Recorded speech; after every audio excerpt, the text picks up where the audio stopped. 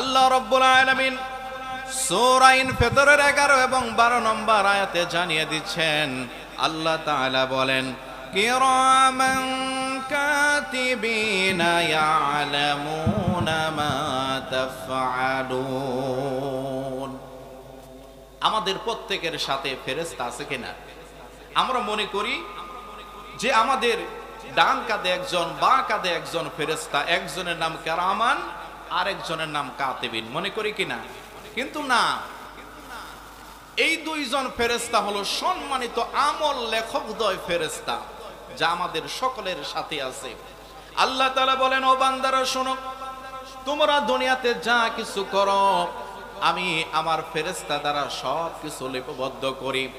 এজন্যই আল্লাহ তাআলা বলেন, কিরামান কাতিবিনা ইয়ালামুনা মা তাফআলুন, সব কিছুই লিপিবদ্ধ করতেছি।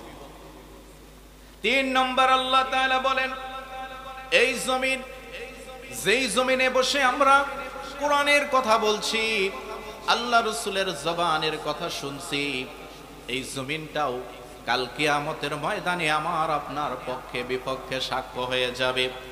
আল্লাহ রাব্বুল আলামিন সূরা জিলজালের ভিতরে বলেন, ওয়াকালাল ইনসানু মা লাহা ইয়াউমাইযিন তুহাদ্দিসু আখবারাহা। এই জমিন যখন প্রকম্পিত হবে, কেঁপে উঠবে, আর এই জমিনের ভিতরে যা কিছু আছে জমিন যখন সব কিছু বের করে দিবে, এই জমিনের উপরে যা কিছু সংগঠিত হয়েছে, জমিন যখন একের পর এক বলতে থাকবে, তখন মানুষ বলবে, ইয়াউমাইযিন তুহাদ্দিসু আখবারাহা। যখন সব কিছু জমিন স্পষ্ট ভাষায় বর্ণনা করবে, মানুষ বলবে, আজকে জমিনের কি হলো?